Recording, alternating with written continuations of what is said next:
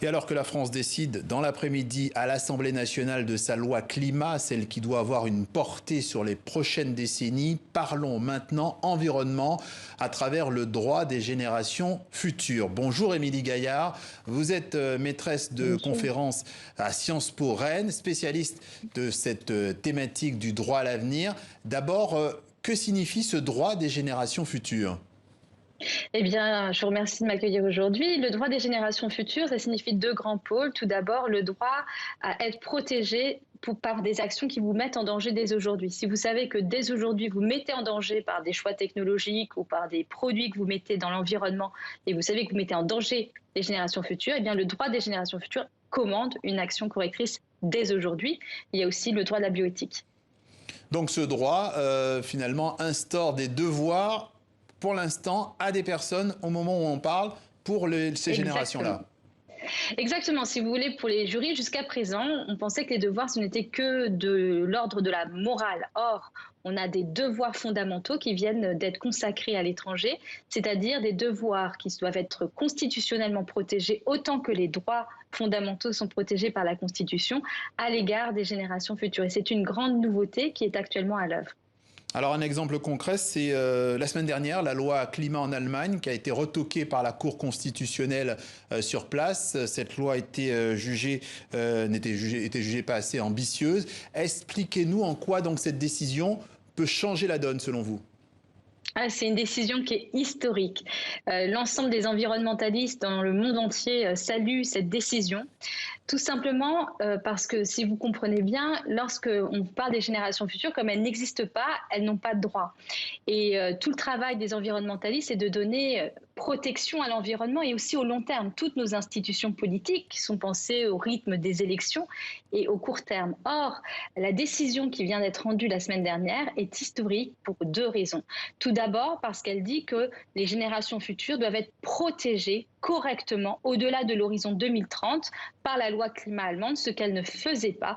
Et en conséquence, elle a retoqué en partie cette loi climat. Cela signifie que pour la première fois dans notre histoire, on va imposer aux législateurs d'intégrer pleinement dans ces lois la vision du très long terme et la protection des générations futures basée sur un devoir de protection des États à l'égard des générations futures concernant le climat.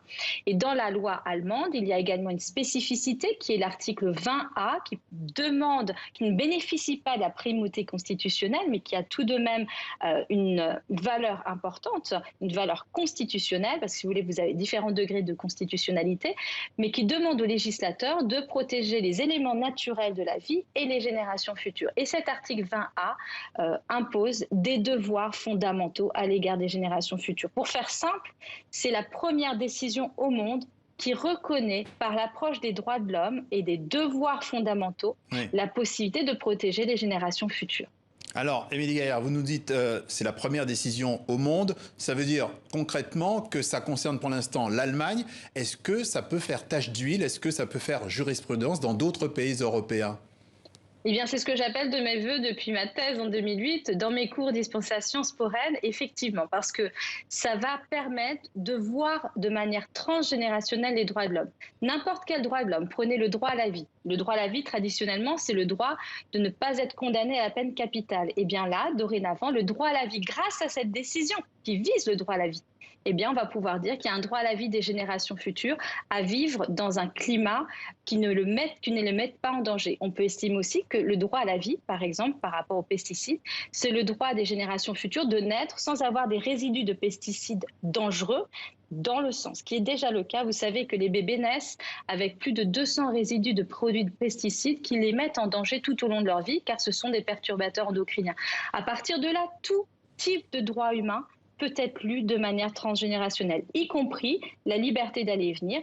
Autour des centrales nucléaires, autour de Tchernobyl, les générations futures n'ont plus de liberté d'aller et venir car leurs conditions humaines sont mises en danger. Donc ça veut dire qu'effectivement, l'ensemble des droits fondamentaux peuvent être lus à travers cette lunette transgénérationnelle. C'est une véritable révolution juridique pour assurer la pérennité de l'espèce humaine sur Terre. Expliquez-moi quand même, parce que dans ces conditions, ça concerne quand même l'Allemagne. Comment peut-on transférer ça? Est-ce qu'il faut passer par le droit européen? En fait, Tout va s'inspirer plus ou moins directement. Au niveau de l'Allemagne, dans cette décision, il est également demandé à l'Allemagne de renforcer au niveau international son action en matière de climat pour protéger les générations futures. Donc ça va de pair. En fait, c'est un principe de solidarité entre les États qu'il s'agit de mettre en place. Les États ne peuvent plus gouverner de manière solitaire, ils doivent le faire de manière solidaire, c'est ce qu'enseigne le professeur Mireille Delmas-Marty.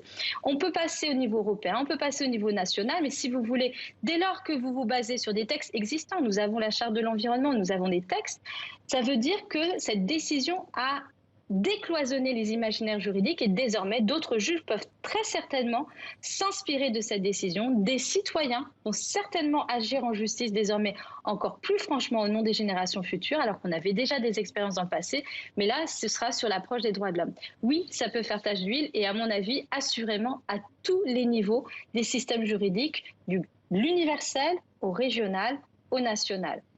Et d'un mot, très rapidement, est-ce que c'est ce que vous appelez d'une certaine manière cette démocratie transgénérationnelle?